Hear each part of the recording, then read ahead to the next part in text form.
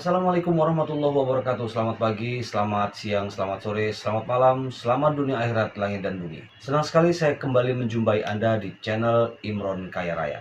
Dan kali ini saya akan mengajak kepada Anda, YouTuber yang pintar dimanapun Anda berada, untuk berbincang-bincang dengan salah satu narasumber kita berkaitan dengan keputusan Mahkamah Agung yang sudah menganulir SK KPU Ogan Ilir yang kemudian memenangkan pasangan Ilyas Endang dalam gugatan beberapa pekan silam. Dalam konteks ini saya akan mengajak Anda untuk mendengar pernyataan dan penjelasan dari seorang Dr. Bahrul Ilmi Yakub, SH.MH CGL, Ketua Asosiasi Advokat Konstitusi. Baik, ikuti laporannya berikut ini. Jangan lupa subscribe, like, dan share. Assalamualaikum warahmatullahi wabarakatuh. Selamat sore semuanya. Jumpa lagi dengan saya Imron Supriyadi. Dan kali ini saya di kediaman Bapak Dr. Bahrul Ilmi Yakub, SH.MH CGL. Beliau adalah Ketua Asosiasi Advokat Konstitusi. Dan pada kali ini kita akan berbincang-bincang tentang bagaimana sebenarnya keputusan Mahkamah Agung itu sudah menganulir keputusan dari KPU Ogan Ilir yang kemudian memenangkan pasangan Ilyas Endang, dan sampai hari ini Ilyas Endang dinyatakan sebagai pemenang karena mereka sudah melakukan gugatan, dan pasangan Ilyas Endang akan dikembalikan sebagai calon Bupati Ogan Ilir dan calon Wakil Bupati Ogan Ilir.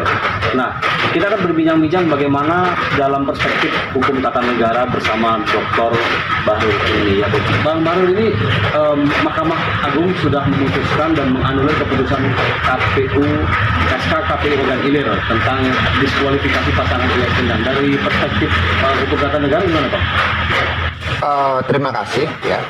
Ada beberapa hal yang perlu saya sampaikan ya terkait dengan keputusan Mahkamah Agung yang membatalkan keputusan KPU Ogan Ilir, yang isi putusan itu adalah menganulir kepesertaan Ilyas Endang dalam Pilkada Ogan Ilir ya.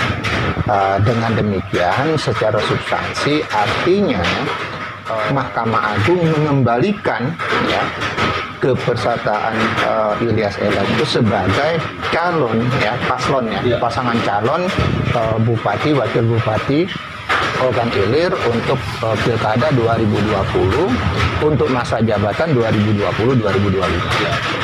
Artinya yang tadinya dua pasang, kemudian setelah didiskualifikasi menjadi satu pasang, sekarang kembali lagi jadi dua pasang. Terhadap putusan Mahkamah Agung tersebut ada beberapa catatan yang penting, baik secara hukum administrasi, hukum acara, maupun secara hukum material. Catatan pertama ya, Mahkamah Agung harus segera mengirimkan putusan tersebut kepada pihak yang berperkara. Dalam hal ini pasangan Ilyas Endang dan KPU Ogan Ilir. Kenapa? Ya, walaupun itu sudah ramai di media massa bahwa ada putusan Mahkamah Agung, kalau putusan resminya belum diberikan secara sah oleh Mahkamah Agung dengan prosedur, itu ada prosedur pemberitahuan resmi. Nah, KPU Ogan Ilir tentu tidak bisa mengubah SK. Harus ada dasar dulu. Dasarnya itu apa? Pemberitahuan atau resmi dari Mahkamah Agung, kemudian penyerahan keputusan yang merupakan turunan resmi. Hanya setelah KPU Ogan Ilir menerima turunan resmi putusan Mahkamah Agung tersebut, dia punya kewajiban hukum untuk melaksanakannya. Karena di situ harus ada diktumnya, itu harus jelas itu. Kan kita semua sekarang baru bicara bahwa permohonan kasasinya kabul. Persisnya apa? Oh, itu harus dipastikan itu. Karena banyak putusan Mahkamah Agung itu yang nggak bisa dilaksanakan. Oh iya, putusan kasasi banyak yang nggak bisa dilaksanakan. Makanya nanti harus jelas amarnya itu apa. Misalnya dia membatalkan SK KPU Ogan Ilir nomor X ya, yang mendiskualifikasikan paslon Ilyas Endang. Nah, kalau sampai di situ itu debatable. Itu debatable. Harus ada amar lanjutan memerintahkan KPU Ogan Ilir untuk mencabut SK nomor sekian tentang diskualifikasi itu baru dia Mengembalikan posisi Ilyas Endang. ya kalau dicabut diskualifikasinya artinya dia kembali kepada SK sebelumnya. SK yang tadinya SK KPU yang tadinya menyatakan bahwa peserta Pilkada Ogan Ilir itu 2 pasang. Hanya berdasarkan amar itu dia baru atau KPU Ogan Ilir baru punya kewajiban hukum melaksanakan. Kalau sekedar cuma membatalkan SK itu nggak ada perintah, ada kewenangan otonom KPU Ogan Ilir untuk menilai apakah ini perlu dilaksanakan apa enggak. Jadi kemungkinan bahwa KPU Ogan Ilir akan melaksanakan atau tidak itu masih juga kebijakan dari KPU Ogan Ilir. Baca dulu amarnya. Ada nggak perintah melaksanakan mencabut SK yang dari Mahkamah Agung? Kalau ada, wajib dia laksanakan. Dia cabut SK yang mendiskualifikasikan, artinya dia mengembalikan, membuat SK baru. Bukan soal itu prosedurnya. Jadi dia melaksanakan perintah Mahkamah Agung tersebut, mencabut SK nomor X yang membatalkan kepesertaan Ilyas Endang, kemudian menyatakan bahwa peserta Pilkada Ogan Ilir itu 2 pasang seperti SK itu atau memberlakukan SK sebelumnya. Mencabut SK Bang. Iya, ada lanjutan enggak? Ya, membatalkan dan memerintahkan termohon untuk mencabut keputusan komisi itu, Bang. Tuh, makanya yang kedua artinya ada perintah mencabut, baru dia mencabut. Karena mencabut itu nggak bisa KPU provinsi. Iya. Memerintahkan juga termohon untuk menerbitkan keputusan baru tentang penetapan pasangan calon. Ya. Turunan kata Bang tadi ya. Itu kan abang udah bilang kan tadi. Jadi dia SK-nya dibatalkan, ya SK diskualifikasi dibatalkan, kemudian diperintahkan untuk mencabut, ya, kemudian membuat SK baru itu 1 SK. Iya. 1 SK biasanya cukup, ya. Dia menerbitkan SK baru yang isinya mencabut SK nomor X itu dan memberlakukan kembali SK sebelumnya. Selesai. Itu prosedurnya. Bang, kalau sekarang sudah ada keputusan dari Mahkamah Agung dan sudah diperintahkan untuk mengembalikan mencabut polisi kemarin. Ini konsekuensi dari hukum tata negara KPU Ogan Ilir sendiri bagaimana? Apakah itu kemudian bisa digugat balik atau gimana, Bang? Kebijakan KPU membuat SK diskualifikasi terhadap pasangan Ilyas Endang itu merupakan pelaksanaan dari rekomendasi Panwas. Istilahnya kalau di undang-undang Panwas. Orang nyebutnya Bawas, ya. Oke, terserah lah. Kalau saya sesuai dengan istilah undang-undang Panwas, ya, Panwas Kabupaten Ogan Ilir. Ada rekomendasi bahwa dari Panwas bahwa ada cacat administrasi. Kemudian KPU melaksanakan rekomendasi itu. Kenapa? Karena itu wajib. Ya. Nah, wajib dilaksanakan. Bunyi undang-undang begitu. KPU wajib melaksanakan rekomendasi Panwas. Itu itu perintah undang-undang.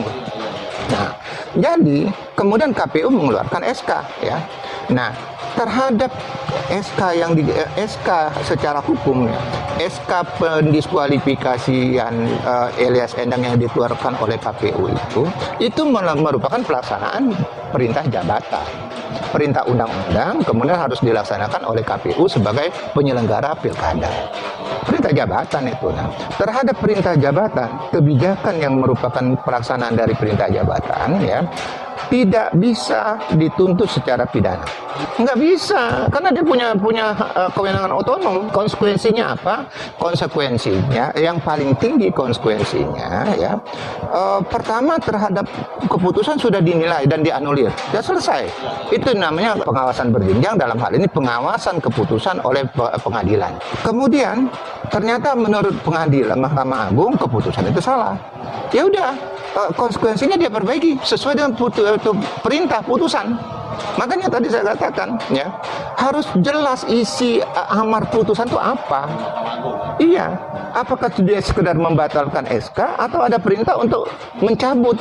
Ada perintah nggak mencabut? Kalau nggak punya perintah untuk mencabut, KPU kembali dia punya kewenangan untuk menilai apakah itu perlu dicabut apa enggak. Kalau misalnya sekarang kan begitu munculnya ada putusan Mahkamah Agung yang membatalkan SK KPU nomor X tadi, ada desakan dari masyarakat, dari beberapa kelompok bahwa ini KPU Ogan Ilir sudah dipecat saja karena memang itu sudah tidak bisa dipercaya. Ini dalam perspektif apa, dalam hukum tata negara bisa nggak?